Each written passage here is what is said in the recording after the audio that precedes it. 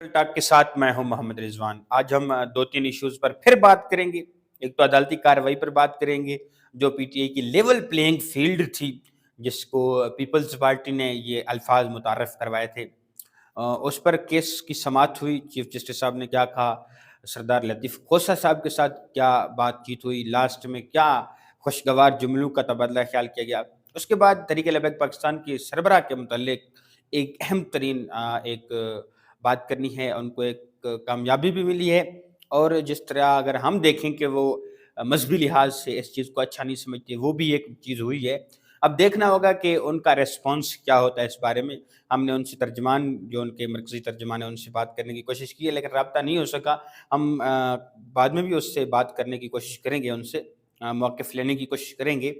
तो सबसे पहले हम बात करेंगे, सुप्रीम कोर्ट में केस की समाअत हुई, जिसमें ये केस की समाअत लार्जर बेंच चीफ जस्टिस की सरबराही में कर रहे थे, जस्टिस काजी फैज़ ईसा साहब। उन्होंने जब पहले केस पढ़ा तो लिखा हुआ था कि जो एडवोकेट हैं, इसमें जो वकालत करने वाले हैं, वो सरदार लतीफ़ खोसा साहब हैं। उन्होंने सरदार लतीफ़ खोसा साहब से मुखातिब होकर कहा, सरदार साहब कि ये जो सरदारी सिस्टम था, ये कानून के मुताबिक 1973 में ख़त्म हो गया है, तो आप अपने साथ लफ्ज़ सरदार ना लिखिएगा। आप लतीफ़ खोसा हैं, तो आप हमारे एक अच्छे वकील हैं, तो आप ये अल्फ़ाज़ ना लिखिएगा। बरहमी का इज़हार किया, नाराज़गी का इज़हार किया। लतीफ़ खोसा साहब ने खामोशी से बात सुन ली। उसके बाद उन्होंने कहा कि जी, ये आपकी कंटेम्प्ट ऑफ कोर्ट की ये एप्लीकेशन है, लेवल प्लेइंग फील्ड की एप्लीकेशन है। आपने डायरेक्ट सुप्रीम कोर्ट से रजू कर दिया, आपको हाई कोर्ट से रजू करना चाहिए था। उन्होंने लतीफ़ खोसा साहब ने कहा, ऐसी बात नहीं है, क्योंकि ये जो इलेक्शन का मामला है, ये सारा सुप्रीम कोर्ट ही देख रहा है, तो हम सुप्रीम कोर्ट से ही इल्तिजा करने की कोशिश करते हैं। क्योंकि आपने हाई कोर्ट के किसी भी जज को, जो लास्ट आपकी ऑब्जर्वेशन है इलेक्शन के मुतल्लिक, उस पर किसी भी जज को फैसला करने से मना किया है, तो हम ये कैसे कर सकते हैं? एक लॉजिकली बात थी, क्योंकि जो रात को समाअत हुई थी इलेक्शन डेट के हवाले से, उस हवाले से उन्होंने एक अच्छी बात की थी लतीफ़ खोसा साहब ने। उसके बाद चीफ जस्टिस साहब ने कहा, जी आप अब क्या चाहते हैं? उन्होंने कहा, देखिए, हमारे बंदूक को उठाया जा रहा है, पीटीआई के कैंडिडेट्स को पिक एंड चूज़ किया जा रहा है कि वो बंदा जो हमारा कमज़ोर है, जीत नहीं सकता, उस हलके से हमारे कागज़ात मंज़ूर कर लिए जाते हैं।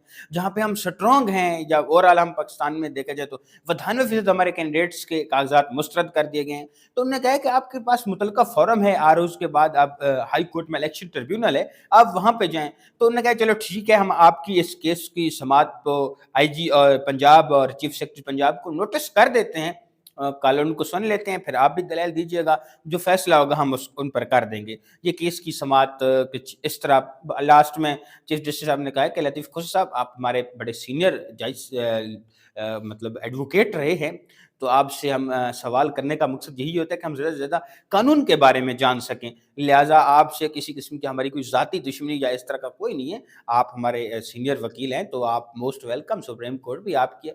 तो खुशगवार जुमलों का तबादला हुआ। लतीफ़ खोसा ने हँस के कहा कि माय लॉर्ड, कोई बात नहीं है। उसके बाद हम आ जाते हैं, हमारी दूसरी खबर है सादिर हुसैन रिज़वी। सादिर हुसैन रिज़वी जिस हल्के से इलेक्शन लड़े हैं, वो एनए 150 है।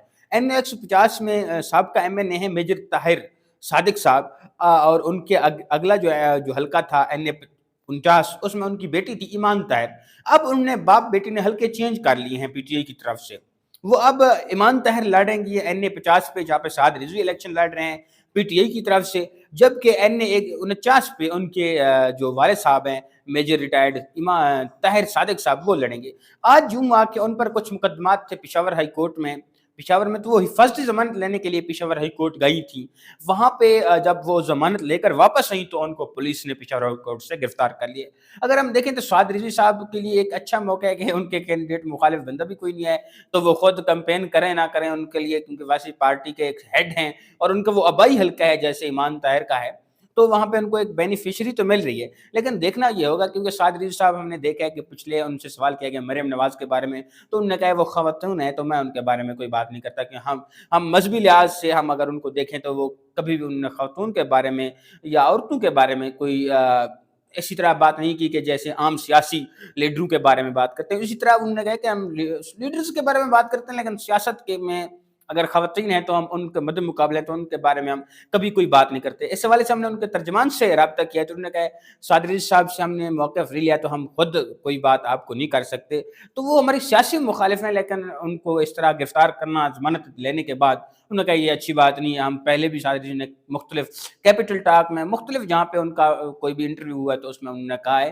تو یہ ایک عجیب و غریب صورتحال ہے کہ صادر جی جس حلقے سے الیکشن لڑ رہے ہیں، نون لیگ کا امیدوار ویسے بھی کمزور ہے، صادر جی کا وہ آبائی حلقہ ہے، اور ادھر ان کے پی ٹی آئی کے جو کینڈیڈیٹ ہیں، ایک مضبوط کینڈیڈیٹ ہے، ان کی گرفتاری امر میں لائی گئی ہے۔ یہ ایک افسوسناک بھی ہے، لیکن ان کی طرف سے ہمیں یہی پیغام ملا ہے کہ آپ کچھ دیر ویٹ کریں، ہم آپ کو صادری صاحب سے خود موقف لے کے بتائیں گے۔ فی الوقت کے لیے اتنا ہی، دیکھتے رہیے ہمارا یوٹیوب چینل فی الوقت کے لیے۔ بہت شکریہ۔